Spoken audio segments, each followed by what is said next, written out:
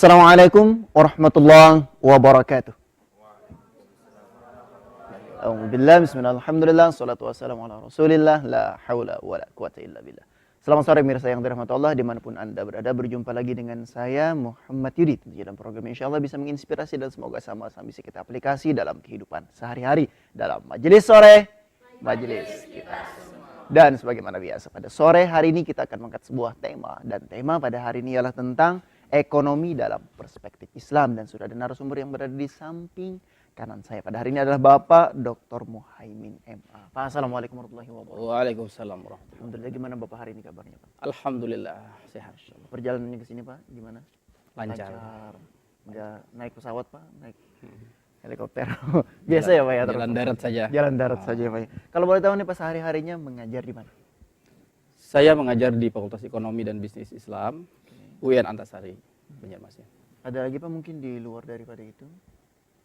Selain mengajar, saya juga dipercaya menjadi wakil dekan 3 di fakultas yang sama, Fakultas Ekonomi dan Bisnis Islam. Atau mungkin tausiah di beberapa masjid atau langgar, pernah seperti itu Pak, atau khutbah? Pernah tadi khutbah di Kabupaten Hulu Sungai Tengah, Hari Raya Idul Fitri. Yang barusan? Yang barusan tadi. Masya Allah, luar biasa. Alhamdulillah. Pak, keluarganya gimana Pak? Alhamdulillah sehat. Udah punya berapa istri Pak?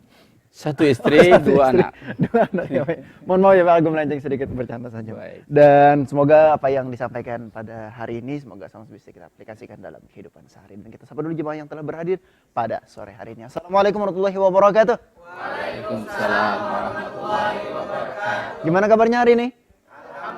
Alhamdulillah baik, sehat, luar biasa, Allahu Akbar. Gitu biasanya kalau UIN Antasari ya. Masya Allah, kalau boleh tahu nih sama semua fakultasnya? Sama fakultas syariah ya? Bukan. Oh bukan? Oh ekonomi syariah, Ekonomi beda dan ya? Bisnis Islam. Oh jadi jurusannya? Kalau jurusannya? Ekonomi syariah. Tapi nggak satu kamar semua ya kan? Beda-beda ya? Ngekos atau pulang pergi biasanya? Kos ya? Oh, kalau boleh tahu ini di mana rumahnya? Rumah kamu di alam gaib atau di dunia? Di mana? Oh di Handel Bakti. Sebelahnya? Di Kelayan? Gatot? Beda-beda? Oh kayak tangi beda-beda semua ya, Masya Allah. Beda semua ya Ustaz ya? Beda-beda. Tadi satu ruangan, satu kamar. Kita penuh dengan keragaman di UIN Masya Antasari. Allah, luar biasa sekali. Dan silakan Ustaz dipersilakan untuk memaparkan tema pada sore hari ini. Baik.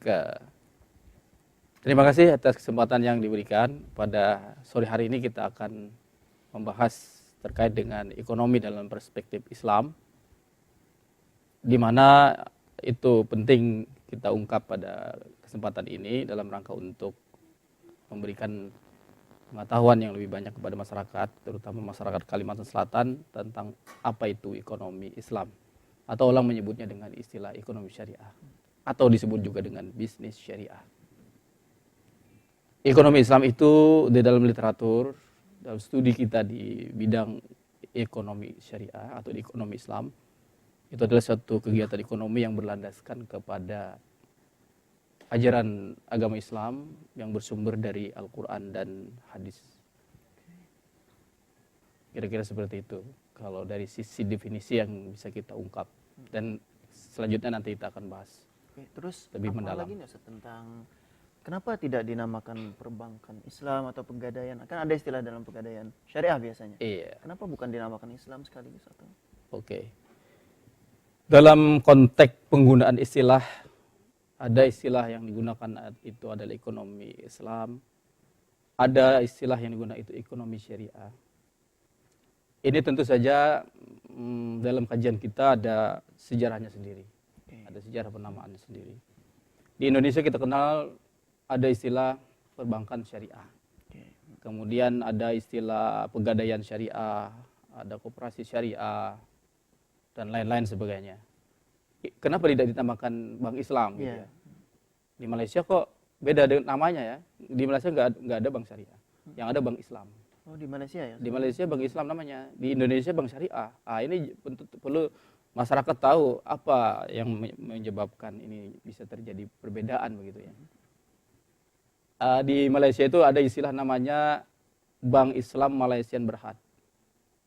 Itu berarti namanya Bank Islam. Di Inggris dan di negara-negara lain ini ya jelas namanya juga Bank Islam, yang kemudian kita kenal dengan istilah Islamic Banking di luar negeri gitu ya. Itu kalau dalam sejarahnya di Indonesia itu terjadi yang namanya Islamofobia.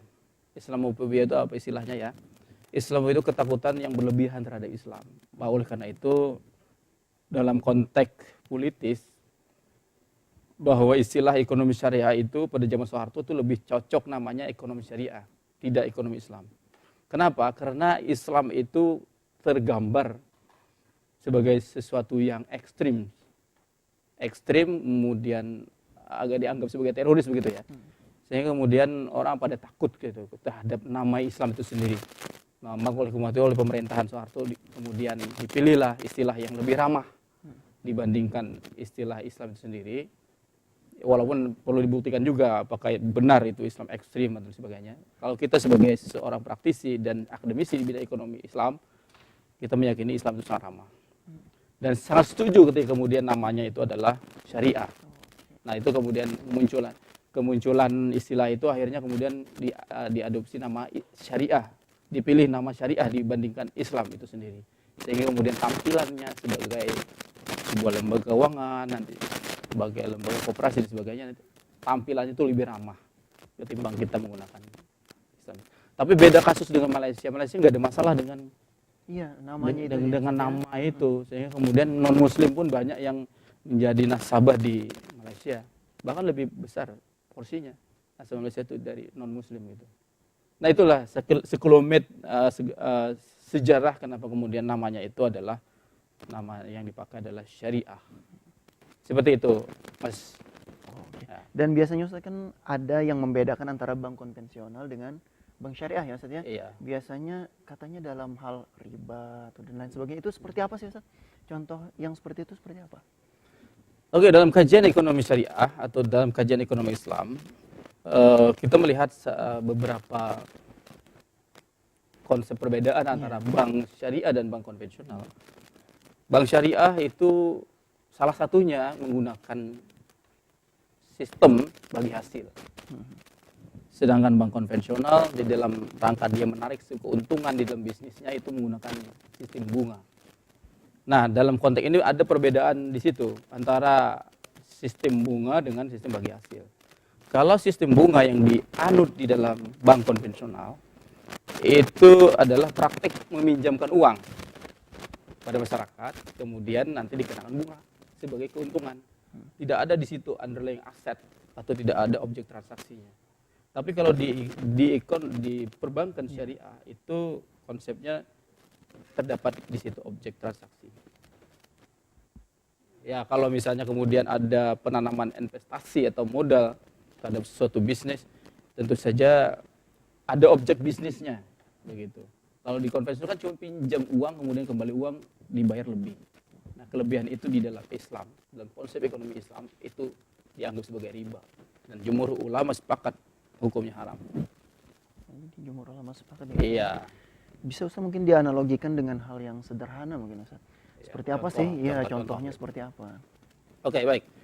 Satu contoh yang bisa kita berikan pada kesempatan sore hari ini, kalau dalam konteks bagi hasil itu kita menggunakan ada dua akad.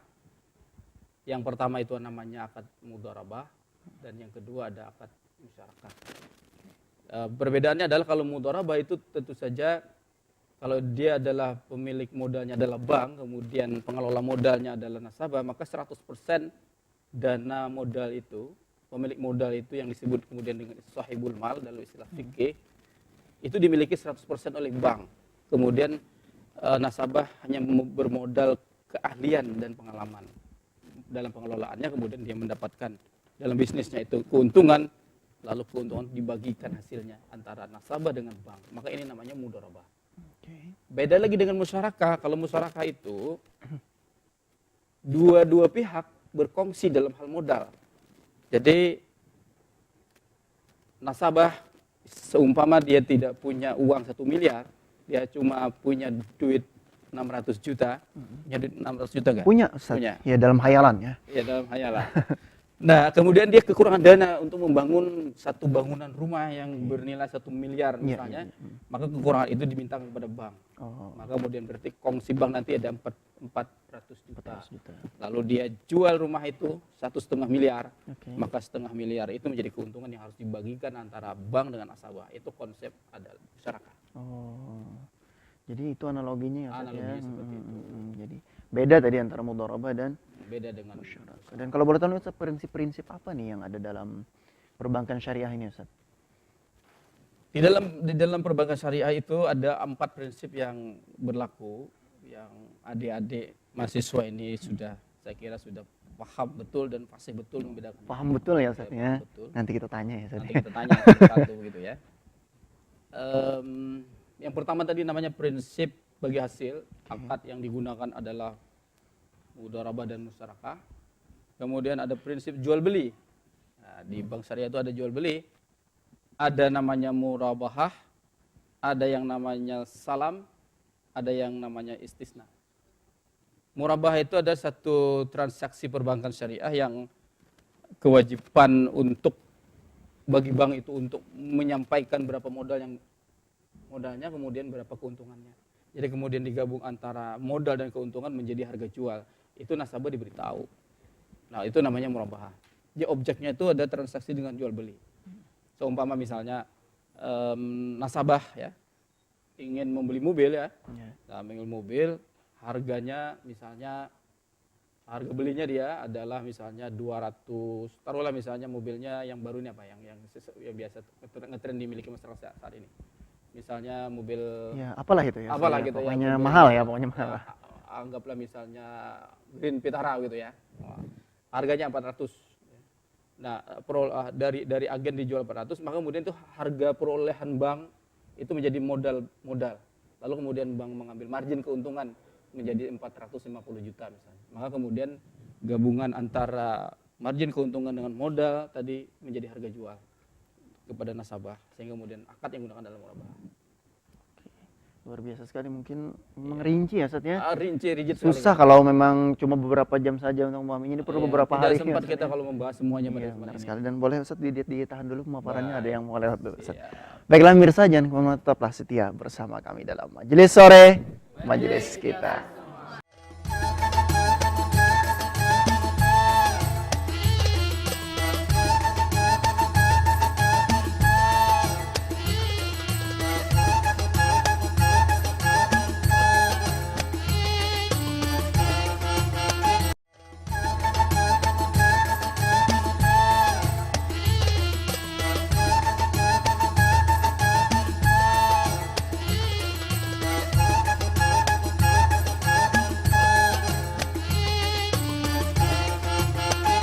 Terima kasih mirsa, Anda masih bersama kami, tentunya masih dalam majelis sore, Majelis kita semua. Mohon maaf Ustaz tadi ditahan dulu pemaparannya, dan menarik sekali Ustaz ya, karena memang ini terjadi dalam kehidupan kita sehari-hari faktanya.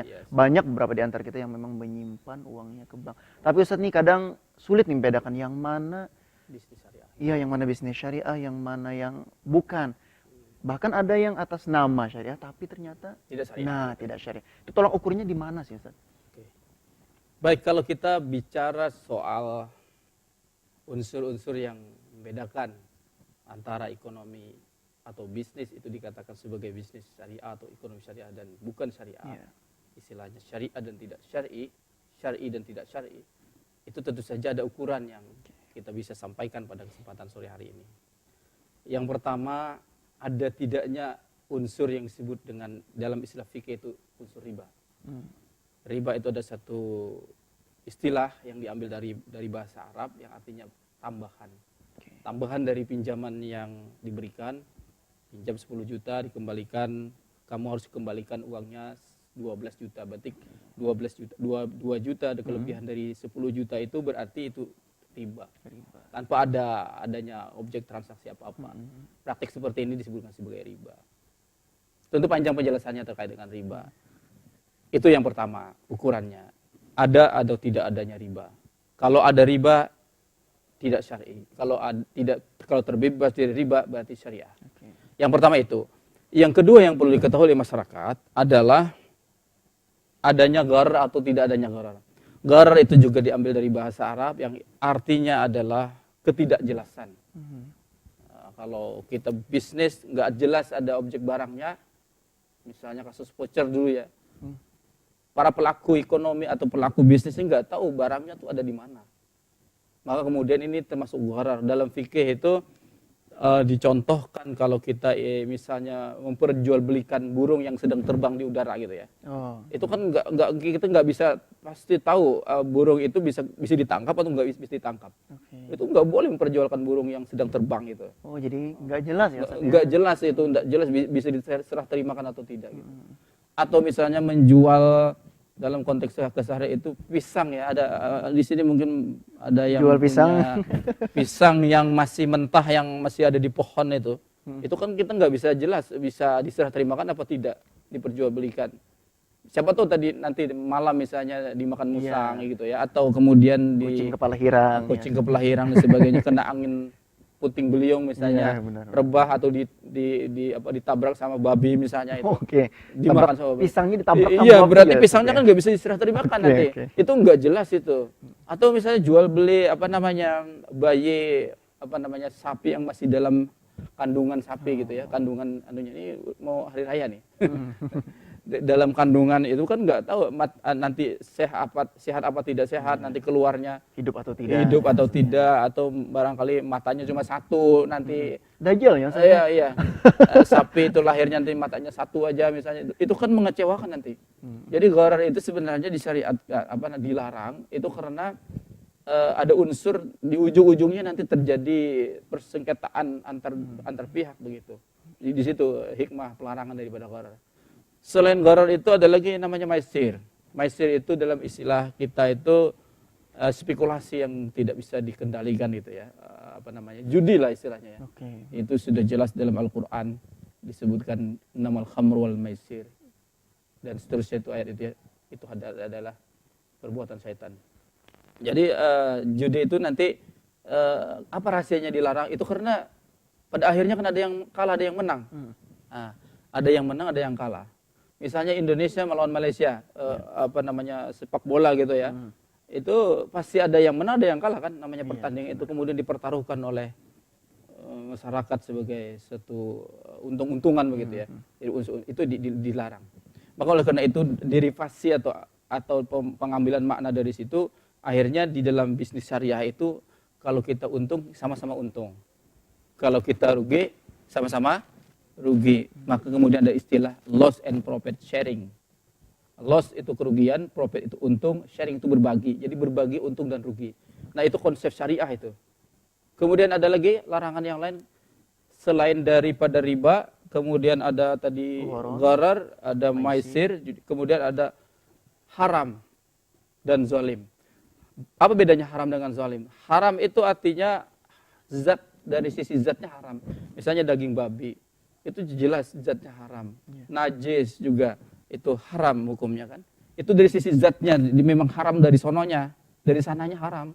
Nah, tapi kalau zalim itu bedanya adalah kalau zalim itu perilakunya. Perilakunya misalnya kalau kita berbagi keuntungan dalam bisnis, ente dapat 99% keuntungan, saya cuma dapat 1%. Bagus itu perilaku yang tidak boleh ada di dalam bisnis. Itu zalim dari sisi perbuatan. Kira-kira kalau seperti itulah secara umum gambaran syariah atau tidak syariahnya satu kegiatan ekonomi atau bisnis di dalam masyarakat. Jadi kita tidak bisa melihat dari namanya saja ya. Oh, ini adalah perbankan syariah. Ternyata di dalamnya ada riba, ada praktek riba, ada praktek gharar, ada justru untuk menghilangkan atau menghindari penggunaan sistem bunga itu didirikanlah bank syariah. Bank syariah itu tadi kan saya katakan sangat ragam dan variatif.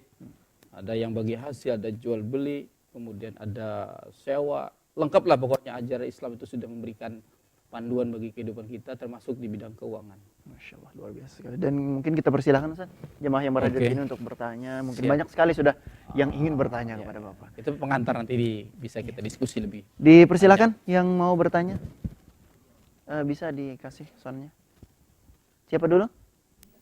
Laki-laki atau perempuan dulu? Oh, laki-laki. Oke. Tolong, karena beliau kadang bawa mulai rumah. Enggak, berduduk saja. Assalamualaikum warahmatullahi wabarakatuh. Waalaikumsalam warahmatullahi wabarakatuh.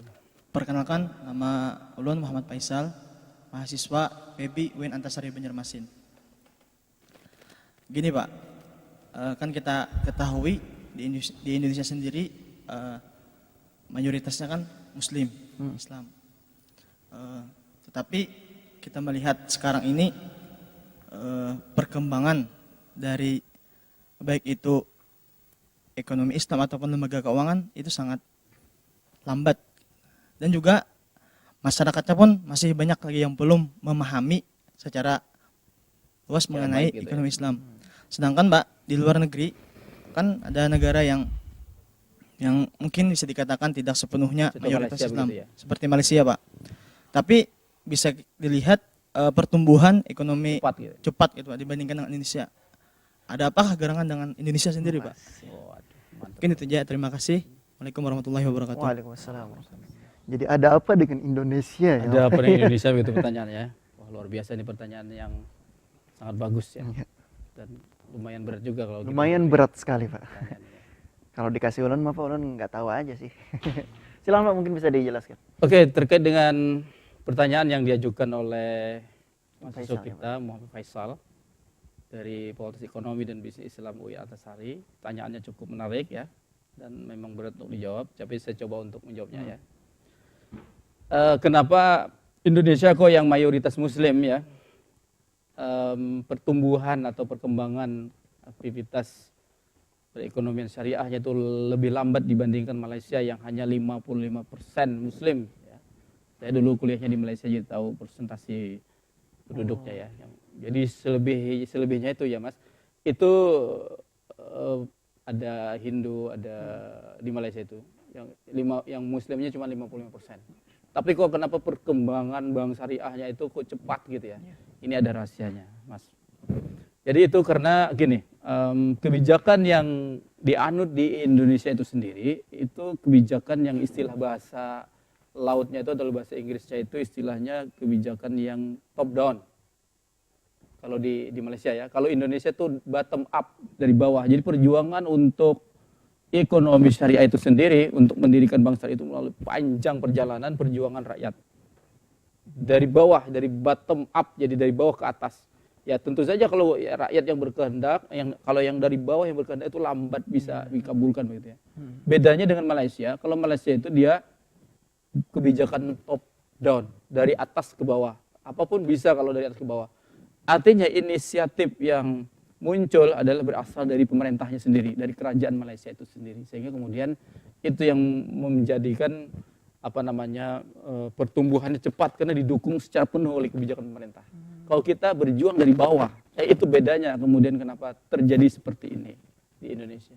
Kita lihat angka pertumbuhan bank syariah masih bertengger pada angka di Indonesia ya, 5,3%. Itu pun setelah bergabungnya atau setelah konversinya Bank Aceh dan Bank NTB menjadi Bank Umum Syariah. Sehingga kemudian dukungan pemerintah itu di kita itu kurang begitu. Itu yang menyebabkan keterlambatan kita dibandingkan negara-negara lain. Jadi cuma 5,3 aja. Malaysia itu 21,5 loh Mas. 21,5% pertumbuhan bank syariahnya cepat sekali. Padahal muslimnya lebih banyak kita gitu ya. Karena memang menunggu kesadaran dari bawah ya maksudnya. Ya, perjuangannya luar biasa. Kalau di Indonesia itu luar biasa perjuangannya. Jadi menang kita di sisi perjuangan. Jadi seperti itu Muhammad Seperti Faisal. itu ya. Dan dipersilakan untuk pertanyaan yang selanjutnya.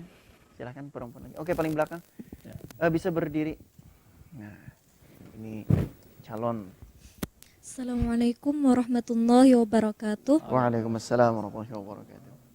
Perkenalkan, nama saya Nur Saadah, mahasiswi UIN Antasari Banjarmasin, Fakultas Ekonomi dan Bisnis Islam, jurusan Ekonomi Syariah. Yang ingin saya tanyakan, selama ini kita sudah tahu bahwa riba itu hukumnya haram menurut jumhur ulama.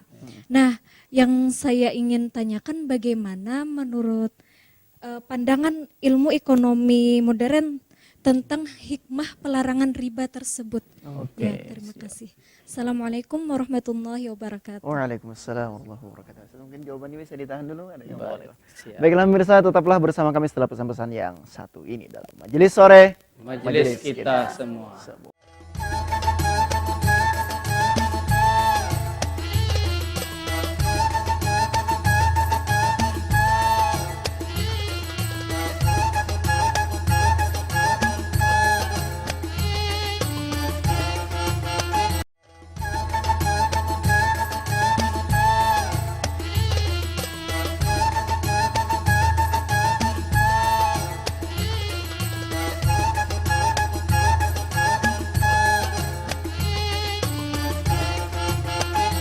Alhamdulillah pemirsa, Anda masih bersama kami, tentunya masih dalam Majelis Sore. Majelis kita Semua. Dan tadi Nur Saadah ya, calon ibu yang bakalan bisa mengurus keuangan dengan rapi ya Ustaz ya. Sampai-sampai kulit bawang pun mungkin akan diperhitungkan ya, Ustaz ya.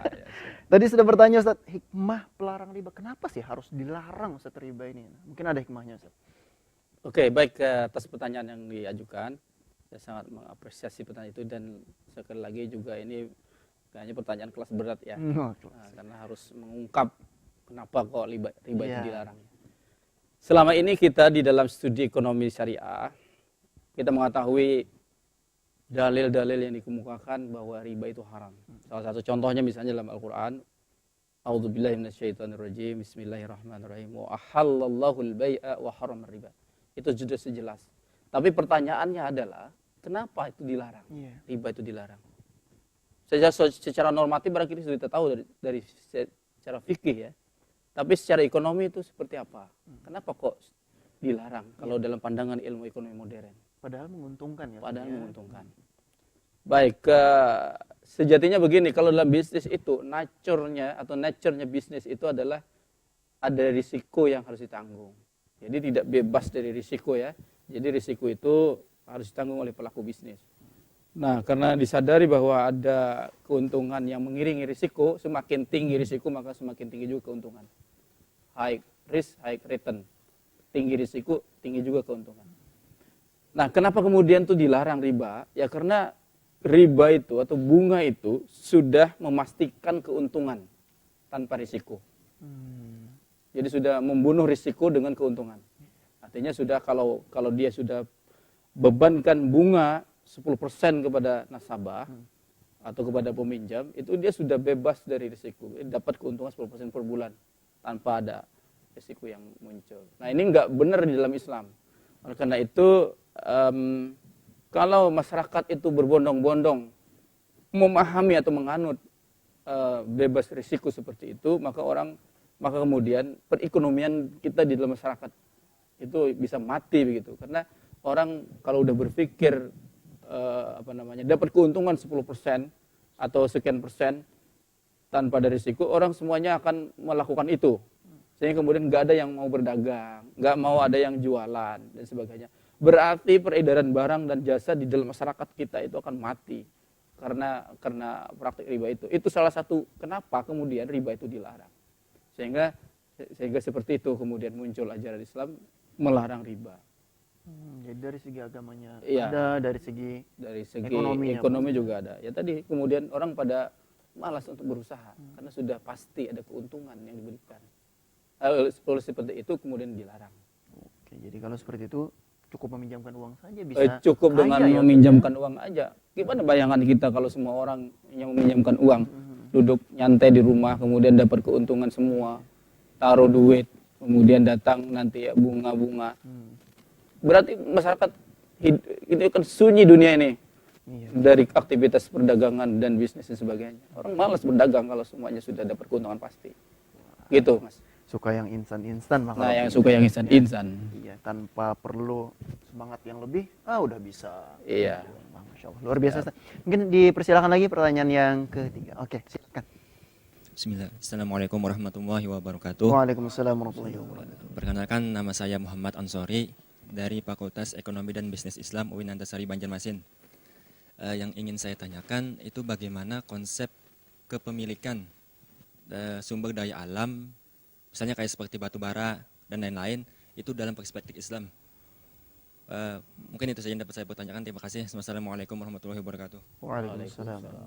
Ini salah satu kegiatan yang gencar dibicarakan biasanya, Ustaz, Iya. batu bara. Batu bara. Gimana Ustaz, konsep kepemilikan milik siapa dan bagaimana itu bisa diakui sebagai kepemilikan kita? Oke, baik. Kalau dilihat dari materi yang kita bahas hari ini, itu kajian itu juga masuk dalam kajian ekonomi Islam, tapi dalam perspektif sistem ekonomi kalau kita perbandingkan akhirnya kemudian dengan kapitalisme dan sosialisme. Jadi kalau di dalam konsep sistem ekonomi Islam itu kepemilikan itu ada 3, Mas. Yang pertama kepemilikan individu. Islam mengakui adanya kepemilikan individu. Ini kan berbeda dengan sosialisme yang kemudian kepemilikan itu hanya ada milik negara. Tapi kalau Islam mengakui individu itu punya kepemilikan. Kemudian ada yang disebut dengan kepemilikan umum. Tidak dimiliki oleh individu, juga tidak dimiliki oleh negara. Seumpama misalnya masjid. Mana ada orang yang bisa melarang bisa menggunakan masjid? Nggak boleh sebenarnya, kalau ada yang ngunci masjid nggak boleh. Tapi kalau mengamankan barang-barangnya nggak apa-apa. Iya, benar-benar. Misalnya sound systemnya supaya jangan diambil Iya. maling begitu ya. Bahaya juga ya. Tapi secara umum di dalam ajaran Islam itu ada istilah kepemilikan umum. Yang kemudian ada ajaran wakaf. Itu adalah wakaf. Bisa semua orang menggunakan atau memanfaatkan benda wakaf itu umum. Kemudian ada kepemilikan negara. Kepemilikan negara itu adalah satu kepemilikan yang diserahkan kepada negara, terutama pada objek yang menguasai hajat hidup orang banyak. Seperti misalnya sumber daya air itu harus dimiliki negara. Sumber daya api itu dimiliki negara, dan sumber daya alam yang dipertanyakan tadi itu juga harus dimiliki, seharusnya adalah dikelola oleh negara. Ada satu hadis Nabi yang mengatakan bahwa an-nasu syuraka'u fi salasin. Bahwa kita manusia itu, masyarakat itu berserikat atau dalam bahasa Banjar bersamaan itu dalam 3 hal. Yang pertama fil mai, sumber daya air. Laut termasuk sumber daya air. Nggak ada pengusaha Indonesia yang boleh mengandang laut gitu ya. Iya. Dipagari misalnya laut nggak ada, nggak tahu itu melanggar itu. Melanggar hukum negara, juga melanggar ajaran ekonomi Islam itu sendiri. Jadi itu harus dikuasai oleh negara. Misalnya ada pengusaha yang ingin menguasai separuh dari lautan, nggak bisa. Itu Ustaz misalnya pengen menguasai lautan. Iya, nggak bisa. Itu ya. Kemudian yang kedua adalah sumber daya api, nar. Nar itu api ya. Ini bukan neraka ya, Ustaz Bukan ya. neraka, api, sumber daya api. Kalau kemudian kita bisa maknai sumber daya api itu diterjemahkan sebagai PLN, penerangan, lampu gitu ya. Jadi kemudian PLN, kemudian PDAM itu nggak boleh dikuasai oleh swasta, dia harus dikuasai oleh negara. Ya ini sudah benar pengelolaannya, yaitu dikuasai oleh pemerintah dalam bentuk badan hukum BUMD, badan usaha milik daerah, baik itu PDAM maupun itu PLN. Pada suatu ketika nanti itu diserahkan kepada swasta, itu sudah menabrak ajaran ekonomi Islam sebenarnya. Kalau suatu saat nanti itu pindah ke swasta gitu maksud saya, itu sudah melampaui batasan syariah. Kemudian yang ketiga tadi ada sumber daya alam. Nah, seharusnya sumber daya alam yang ada di Kalimantan Selatan ini itu dikelola oleh negara, nggak boleh dikelola oleh pribadi. Karena dia juga disebut sebagai menguasai hajat hidup orang banyak. Oleh karena itu dia harus diserahkan kepada negara. Dan ini sejalan dengan apa yang kita baca dan kita pelajari sejak SD sampai sekarang itu yang ada dalam Undang-Undang Dasar, bahwa bumi dan air dan segala kekayaan yang ada di dalamnya itu dikuasai oleh negara dan kemudian dipergunakan semakmurnya untuk kepentingan rakyat.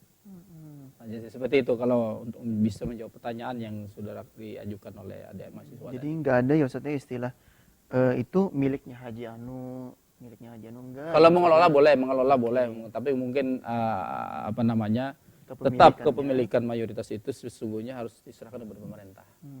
Jadi Gunakan kalau untuk pengelolaan nggak apa-apa ya Ustaz? Nggak, pengelolaan nggak apa-apa. Tapi kalau kepemilikan itu harus dimiliki oleh negara. Oke. Nah, itu sesuai dengan ajaran ekonomi Islam yang kita pelajari. Jadi nggak ada istilah atas nama ya Ustaz ya. Iya. Atas nama Haji Anu punyanya. Oh nggak bisa diapa-apa itu. Nggak. Yang lain nggak boleh. Kalau pengelolaannya boleh. Iya, Masya Allah, luar biasa. Jadi seperti itu. Ya, kalau mau pengen lebih rinci lagi datang saja ke rumah beliau langsung. Ya, Yes. dipersilakan mungkin yang selanjutnya lagi, seperti masih ada waktu. Silakan, masih ada durasi lagi. Perempuan? Oke, berdiri. Assalamualaikum warahmatullahi wabarakatuh. Waalaikumsalam warahmatullahi wabarakatuh. Perkenalkan, nama saya Maimunah, mahasiswi dari Fakultas Ekonomi Bisa Bisnis didekatkan lagi? dan dari jurusan Ekonomi Syariah. Nah, yang ingin saya pertanyakan di sini tentang yang marak sekarang digunakan oleh masyarakat itu adalah online shop. Oh, Nah, online, gitu. online shop ya. Jadi bagaimana pandangan ekonomi Islam atau Islam sendiri tentang online shop itu? Apakah dibolehkan gitu kan? Sedangkan kita belum tentu tahu barangnya itu bagaimana sih gitu kan? Oke, aslinya seperti apa? Iya, ya? aslinya Mungkin seperti apa? kadang berbeda foto sama Iya. aslinya. Nah, seperti itu aja. Kalau itu sudah. Assalamualaikum warahmatullahi wabarakatuh. Oke, waalaikumsalam warahmatullahi wabarakatuh. Ya, dan mungkin beliau termasuk orang yang Pelaku mungkin. pelaku ya, misalnya. Tapi bukan penyedia barang, bukan ya, pelaku saja. Mungkin kebetulan pernah beli. Jadi seperti apa Ustaz pandangannya? Karena memang sekarang sudah banyak sekali bahkan di desa-desa pun sudah sering terjadi yang seperti itu. Oke.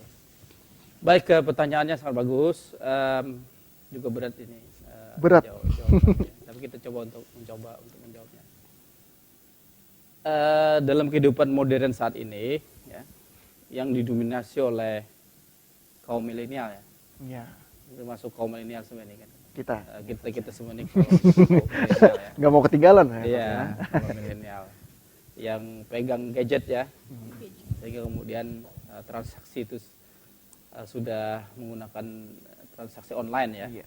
atau diistilahkan oleh penanya tadi namanya online shop. Online shop. Bagaimana kemudian hukumnya begitu ya? Kita tentu tidak tahu pasti misalnya ada barangnya atau sesuai apa tidak gitu ya, sesuai dengan apa tidak dengan apa yang kita minta. Begini penjelasannya, Islam itu sesungguhnya fleksibel ya, nggak dibatasi oleh zaman. Zaman kapanpun nanti Islam itu akan tetap berlaku dan sesuai pada zaman. Dulu memang nggak ada istilah jual beli online ya, karena sesuai dengan kemajuan zaman. Sekarang sudah ada. Jual beli itu bisa menggunakan online sesuai dengan perkembangan zaman. Jadi kita lihat nanti kalau kita ingin jual beli online itu kita lihat bonafit atau tidaknya sebuah perusahaan itu ya. Kalau sebuah perusahaan yang bonafit itu tentu saja dia sudah menganut hukum-hukum atau undang-undang atau menaati asas-asas yang berlaku di Indonesia.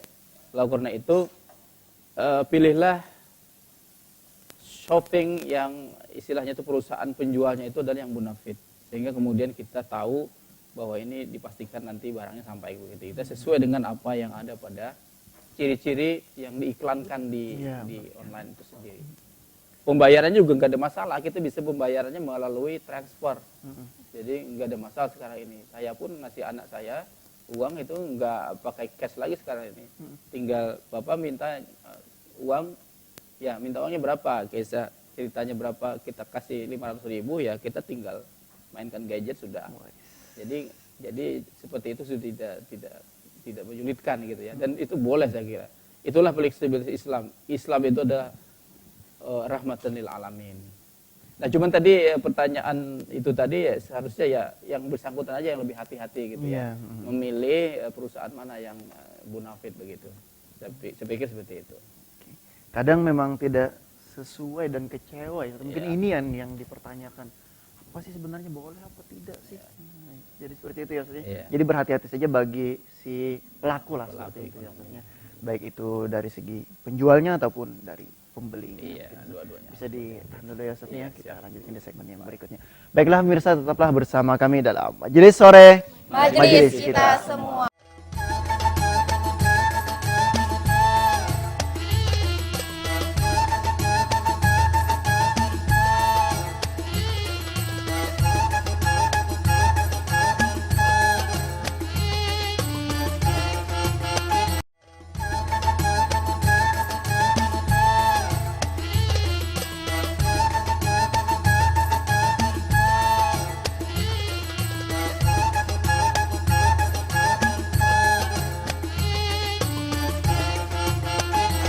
Alhamdulillah, syukurillah mirsa yang dirahmati Allah dimanapun Anda berada, Anda setia bersama kami tentunya masih dalam Majelis Sore Majelis kita semua. Dan akhirnya kita sampai di penghujung acara, simpulan zikir dan juga doa. Namun sebelumnya satu pertanyaan terakhir, dipersilakan mungkin silakan berdiri. Nah ini calon ketua RT di desanya Pak ya. Oke silakan. Saya Amar Abu Bakar dari Fakultas Ekonomi dan Amar? Bisnis. Ya, Oh bukan Umar ya? bukan. Bukan. Amar Abu Bakar dari Fakultas Ekonomi dan Bisnis Islam. Saya tertarik dengan pembahasan ekonomi syariah Saya atau juga? ekonomi Islam. Bukan.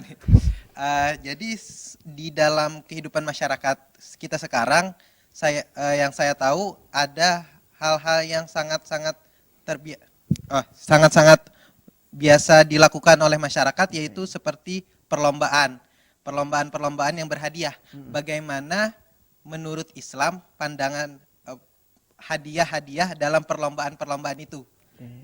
Sekian, terima kasih. Wassalamualaikum warahmatullahi wabarakatuh. Waalaikumsalam. Jadi yang melakukan lomba orang Islam, yang memberikan hadiah juga orang Islam. Dan bagaimana sendiri pandangan Islam sendiri terhadap hal tersebut? Silakan. Pertanyaan yang menarik ya saya kira. Dan cukup berat ya. Yang San, cukup berat juga. Semuanya berat-berat hari ini pertanyaannya ya. Kita coba untuk jawab pertanyaan itu terkait dengan hadiah yang diberikan pada acara lomba ya. Misalnya ada hadiah mobil, ada sepeda dan sebagainya. Apakah kemudian itu disebut sebagai riba? Bukan, disebut sebagai judi ya. Saya kira seperti ini penjelasannya, bahwa perlombaan itu kan sepanjang itu tidak dibebankan secara penuh hadiah itu kepada peserta, tapi kemudian dia ditanggung oleh sponsor, itu tidak ada masalah. Oh, jadi tidak penuh seperti itu. Tidak penuh ya. Artinya tidak uang hasil pendaftaran dikelola Iya, itu saja. pendaftaran hanya sekedar untuk uang pendaftaran, untuk bagaimana bisa berjalannya acara, tapi kemudian lomba itu memberikan hadiah, itu sepanjang disponsori oleh misalnya yang sponsori misalnya Bank Kasel misalnya, atau Bank BNI Syariah atau apa, itu enggak ada masalah. Seperti itu, boleh kalau seperti itu. Oh, jadi enggak apa-apa ya. Enggak ada apa-apa. Dan misalkan ya Ustadz ya terjadi uang hasil pendaftaran itu saja nih Ustadz yang dikelola, itu seperti apa Ustadz? Bagaimana nih terhadap yang ikut dan juga yang mengadakan acara lomba tersebut? Jadi kalau uang pendaftaran itu dikelola untuk memberikan hadiah, saya kira nggak cukup juga, tidak cukup, karena hadiahnya biasanya tidak satu, ada door prize malah gitu kan. Dan sekali lagi pada praktiknya itu dikelola oleh namanya sponsor, jadi itu tergolong boleh. Ya. Misalkan mohon maaf ya Ustadz ya, lebih rinci lagi. Ya. Misalkan bisa terjadi misalnya di desa-desa ini sekedar beramian aja misalnya mengadakan lomba, mungkin lomba bola, sepak bola tapi dengan bola plastik saja. Jadi uang hasil pendaftaran anak-anak saja nih Ustadz yang kita kelola supaya dengan tujuan meramaikan acara 17-an misalkan Ustadz. Karena mungkin tidak ada sponsor, tidak ada donatur dan lain sebagainya, itu seperti apa Ustadz? Bagaimana nih jika ada terjadi seperti itu? Jadi kalau hanya sekedar untuk permainan aja, itu dihukumkan sebagai makruh sebenarnya, karena itu akan memberi pengajaran kepada anak-anak. Kalau kita tadi Anda menyebutkan sebagai untuk permainan, untuk rame-rame, itu juga sudah digolongkan kepada makruh, karena menjadi wasilah nanti mereka untuk pandai bermain.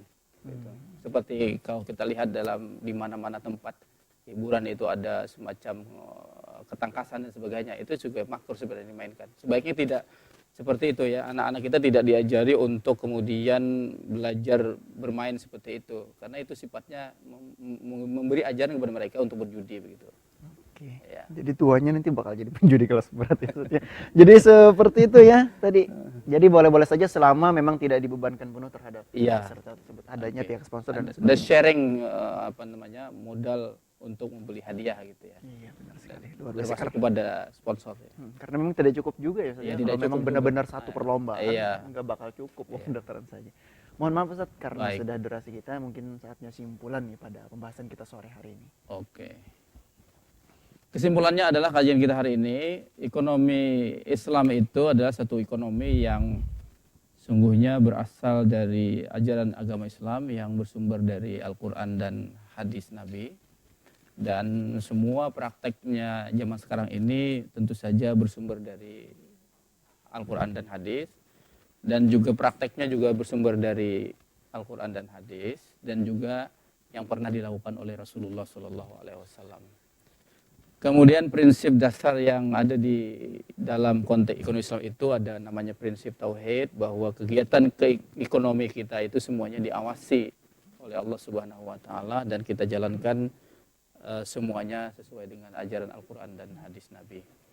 Ada kemudian prinsip keadilan, di mana semua larangan-larangan itu adalah dalam rangka untuk menghindari ketidakadilan sebenarnya. Termasuk tadi kita sebutkan larangan riba itu kalau riba terjadi itu berarti ketidakadilan. Kenapa tidak adil? Karena yang memiliki modal itu akan mengeksploitasi yang tidak punya modal, sehingga kemudian itu menjadi semacam penjajahan zaman modern gitu ya. Kemudian ada lagi yang disebut dengan larangan-larangan yang membedakan antara itu bisnis syariah atau bukan syariah, yaitu antara lain misalnya riba tadi, kemudian gharar, maisir, haram dan zalim. Dan terakhir, saya kira saya mengajak kepada adik-adik mahasiswa dan pemirsa Duta TV yang kami banggakan agar kita bisa mengimplementasikan ajaran ekonomi Islam itu dalam kehidupan kita sehari-hari, sedikit demi sedikit. Kalaupun kemudian kita melihat bank syariah itu tidak sepenuhnya syariah, kita tidak boleh berkecil hati. Itu namanya kita berjalan sambil berdandan. Jadi artinya semakin menuju kesempurnaan dan semakin menuju kesempurnaan. Kekurangan yang kita miliki itu adalah sesuatu yang wajar terjadi, tapi kita harus terus berlari menuju kesempurnaan. Saya kira itu kesimpulan yang bisa saya berikan, dan terima kasih atas kesempatan yang diberikan. Masya Allah, terima kasih atas segala penyampaiannya pada hari ini, dan semoga sama-sama nih pemirsa yang di rumah dan kita pun yang berada di sini semoga bisa mengambil apa sebenarnya yang telah disampaikan pada hari dan bisa kita aplikasikan dalam kehidupan sehari-hari. Terima kasih banyak Ustaz. Dan untuk memimpin doa pada sore ini kami persilakan kepada saudara Amar ya, Amar Abu Bakar, silakan untuk memimpin doa. Soalnya tadi silakan diberikan. Oh sudah, silakan untuk memimpin doa pada sore hari ini. Bismillahirrahmanirrahim. Alhamdulillah rabbil alamin wassalatu wassalamu ala asrafil anbiya wal mursalin sayyidina wa maulana Muhammad wa ala alihi wa sahbihi ajmain. Allahumma ighfir lana dhunubana wa liwalidina warhamhum kama rabbawna shighara. Wa li masyayikhina wa li muallimina wa li jami'il muslimina wal muslimat wal mu'minina wal mu'minat al ahya'i minhum man amat bi rahmatika ya arhamar rahimin. Allahumma inna nas'aluka salamatan fid din wa afiyatan fil jasad wa ziyadatan fil ilmi wa barakatan fil rizqi wa taubatan qabla al maut wa shahadatan inda al maut wa maghfiratan بعد الموت. اللهم هون علينا في شكرة الموت ونجاة من النار وعفوا إن الحساب. ربنا هب لنا من أزواجنا وذرياتنا قرة أعين واجعلنا للمتقين إماما. ربنا آتنا في الدنيا حسنة وفي الآخرة حسنة وقنا عذاب النار. وصلى الله على سيدنا محمد النبي الأمي وعلى آله وصحبه وبارك وسلم بفضل سبحانك رب العزة عما يصفون وسلام على المرسلين والحمد لله رب العالمين. Astaghfirullah Rabbal baraya, astaghfirullah minal khataya, Pemirsa yang dirahmati Allah, tidak terasa sudah 60 menit kami menemani Anda di sini dalam majelis sore dengan tema ekonomi dalam perspektif Islam yang mana telah disampaikan oleh Bapak Dr. Muhaimin M. pada hari ini, dan semoga apapun yang telah disampaikan dan kami bahas pada sore ini sama-sama bisa kita aplikasikan dalam kehidupan sehari-hari kami. Terima kasih banyak tentunya kepada narasumber yang telah berhadir pada sore hari ini, dan kami ucapkan terima kasih banyak pula kepada mahasiswa dari UIN Antasari Banjarmasin telah menemani kami pada sore hari ini, dan tentunya tidak lupa kami ucapkan terima kasih pula kepada Anda selalu setia bersama kami dalam majelis sore yang hadir setiap Senin dan Rabu hanya di Duta TV Inspirasi Bandung. Akhirnya saya Muhammad Yudi mengucapkan pada sore hari ini, mohon ampun dan maaf. Kami yang seorang insan tidak pernah luput dari kesalahan dan juga kekhilafan. Rabbana zidna ilma warzuqna fahma. Wassalamualaikum warahmatullahi wabarakatuh. Astaghfirullah Rabbal baraya, astaghfirullah minal khataya, astaghfirullah Rabbal baraya, astaghfirullah minal khataya.